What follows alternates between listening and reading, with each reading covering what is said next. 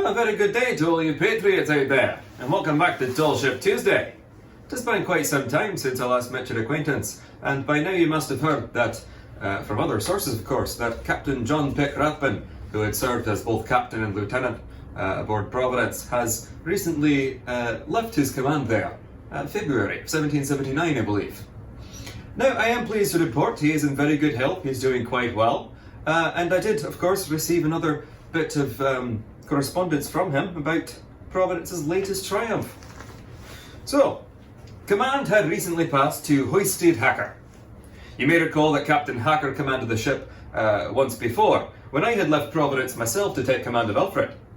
Now, Captain Hacker was in command of the Hampton, and was to accompany me to Nova Scotia. He promptly ran Hampton aground, forcing us to transfer his crew on Providence instead.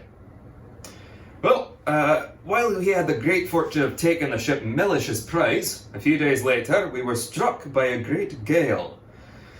During the night, Captain Hacker weighed anchor and departed for home, in direct defiance of my orders. I grant you that Providence did not truly stay in a condition to be at sea at that time, and I did hear that her crew had to work her pumps day and night to keep her afloat on the journey home. But I was most angered by his defiance of my orders at the time. Anyway, but of course, we must assume that Captain Hacker acted as he saw fit, and the Navy Board, of course, believed him worthy of assuming command of Providence once again. And so, in late March, Captain Hacker made sail. I was surprised to learn that she departed with only 21 commissioned and petty officers aboard, 7 seamen and 16 marines. As the war was continued, it has become progressively harder to find sailors. On the first voyage, we made sail with up to 74 sailors, I believe. 'Tis difficult to imagine her manned with fewer than 45, but all captains must do what they must. Providence made a few trips in quest of flour and bread for the army troops, those items being very scarce at the time. Then one morning in May, near Sandy Hook, New Jersey, she encountered HMS Diligent, a brig Providence had last encountered in '76. The men sprang to action.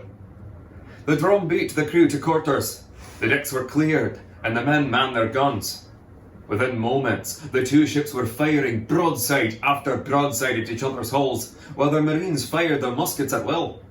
Diligent's cannonballs splintered Providence's gunwales and deck planks as the battle raged and men fell at their posts.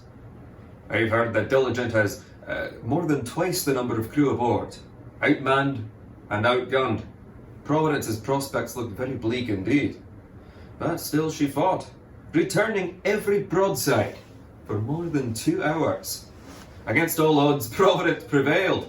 At 12:30, Diligent surrendered with but 6 men left upon deck, and 2 of them wounded. Aboard Providence, 6 men were killed and 13 wounded.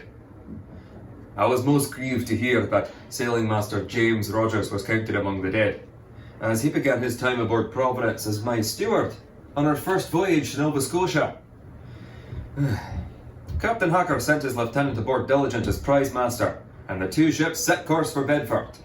As you are surely aware, the capture of Diligent a tremendous triumph not just for Providence, but for the entirety of the Continental Navy.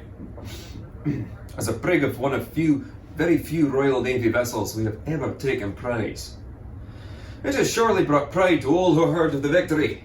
Once again, Providence raised the spirits of the American people. Now, I have had several days to think about this adventure, and the tale of Diligent's capture is an exciting one, but upon reflection, something else stands out to me. Now, I thought Hoysteed Hacker an unworthy captain when we were acquainted, but he acquitted himself very well on this journey. Sort of a redemption arc, so to speak. And, it is good to see that men can improve their abilities, even when they are given stations of already quite high command and power. Anyway, I do thank you very much for joining me this week, and I hope to see you again next time on Tall Ship Tuesday. Thank you very much for your time, and have a wonderful day.